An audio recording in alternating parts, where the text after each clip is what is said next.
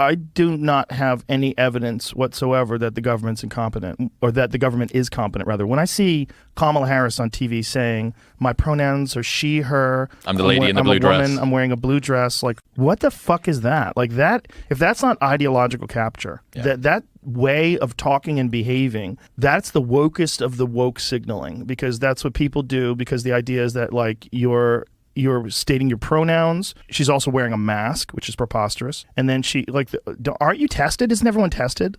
Okay, you're all negative. So what the fuck are you wearing masks for? They test them every day. Signaling. Total signaling. And then also you don't want to be ableist, so you want to signal to all of your people that are colorblind. Do you know how much money they could have spent fixing up places like Baltimore and Detroit? It could be a paradise. They don't care about any of those places. They don't. It's just a slogan. It's just bullshit. It's the same thing that they did in Cuba, literally, in places like Venezuela. In Cuba, they would come and tell the farmers, hey, man, these city boys, this is the reason why you only have like 1 or 2 cows. You know, we need to all get together and go take their money and spread it around. And then you know what they did once they came to power? They went to those same farmers and said, hey, you know these 10 cows that you got? Now they're part of the state. You're going to raise them. And if you kill them, I'm going to put you in jail for 20 years. If you kill one of these cows, they're going to put tags on all of them, and we're going to give you like 5% of that cow, and if you have a problem with it, we'll put you in jail and the next person will come. So it's like kind of the same tactics they use here, divide and conquer. As far as like a representative of the United States, who better than Obama? He's the best of all time. Yeah, the best. The best of all time. The best. He's the most educated and eloquent and even-keeled, and he was a statesman, and the way he spoke inspired confidence that truly the wisest amongst us is the king.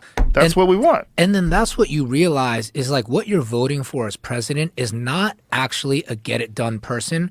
It's a figurehead, just like the Queen of England. There was a house that I used to live in, and the next door to me, there was a lot that this guy had bought, and he was planning forever to build his dream house. It was a nice lot, and had a good view. It was beautiful. And so I would go out there at like, it was like 2009. I would go out there, and there's this old guy, and he would just be raking. And I would see him, I'd wave to him, and then one day I just said, let me go talk to that dude, see what's going on. Because it was, you know, you gonna build? Like, what's happening? And he goes, I was gonna, but I lost everything. Because that the 2008 thing, I lost everything. I had plans, I had a house. And so I'm just sitting there with this dude who's probably, at the time, 70, 75. It was the last years of his life, and he's just raking this plot of land that was going to be the place for his dream house before the 2008 collapse. And he just realized, like, man, the real victims of all that financial malarkey, the real victims of all that fucking corruption and deregulation and all the chaos that led to so many people losing their houses and so many people losing all their money, this fucking guy just raking his thing made me so sad. One single individual who is the most dominant mind on planet Earth at the moment, effectively Voldemort, the person whose name we are a little bit afraid to invoke and cause wrath, said in 1984, no, string theory is the way. This anomaly cancellation was unexpected, and it clearly points to the fact that we are, ladies and gentlemen, we are about to quantize. Who's that person? Edward Witten. And in physics circles, you're not allowed to bring this guy up? No, we talk about him. Everybody talks about him. But to challenge him? Think about Agent Smith. Think about playing one-on-one with Michael Jordan in his prime. He's that good. Joe, I don't think I'm dumb enough not to be intellectually afraid of anyone else on planet Earth at this point. I am terrified of this person. Really? I've said he's the Michael Jordan of theoretical physics. If only Michael Jordan could play better basketball. I was at the University of Pennsylvania in like 1982 through 85, okay? And I went to a lecture that he gave, and he said things like, well, as every school child and quantum field theorist knows, yeah, just like spontaneously laughing for no reason, the number of generations is tied to the index of an elliptic operator on a Calabi-Yau manifold. And the guy next to me says, I've been a quantum field theorist for 40 years. I don't know any of this stuff.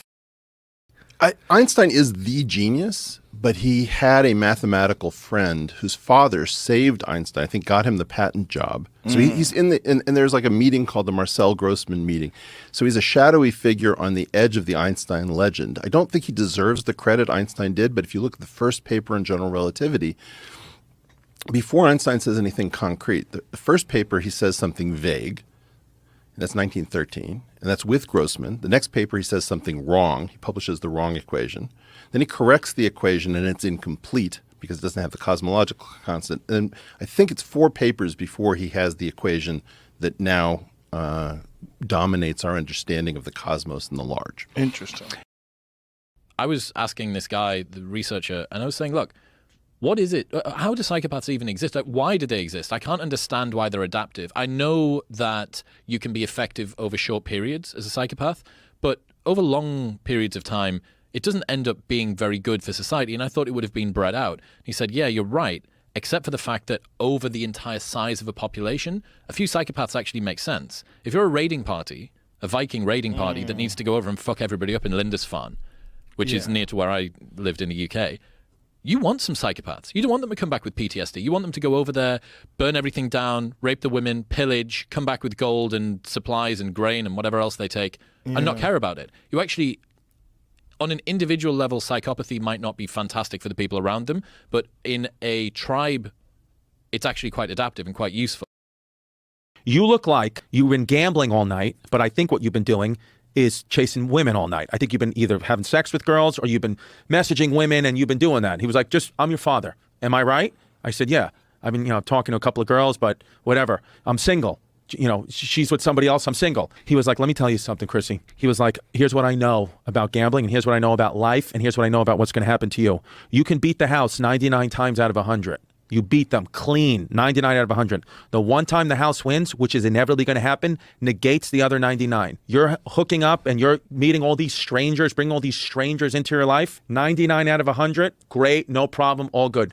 The one stranger that has it in her head that she needs to ruin your life for whatever reason, has a baby, says you did this, says you did that, is going to negate all the rest. You need to limit your probability and stop bringing all these women into your life, and you need to figure out how to go be with the mother of your children, because that is what is the most important. One of the big differences between the UK and America, I think, as well, is the way that the homeless show up. So in the UK, I've been a club promoter for 15 years, right? At 2 a.m. in the morning, the only people that are out are club promoters, the people that are going to our parties, and homeless people. And the way that they act, their demeanor, the fact that the US has so much more sketchy, aggressive, talking to themselves, shuffling along the street. They'll be much more forthcoming. And I think a big part of that is the fact that you don't have a way to sweep up people that should be in mental health. Yeah. If you are someone that falls through the cracks in one way or another, becomes homeless, that means you're less likely to get a job. Less likely to get a job, no medical insurance. That means that if you do have any underlying problems, they're not going to be looked after because you're not going to pay for it. Maybe you turn to drugs. That makes the mental health problems worse. And it just becomes a spiral. And whereas in the UK, step 1 or 2 of that, you're going to get picked up by the National Health Service and taken away.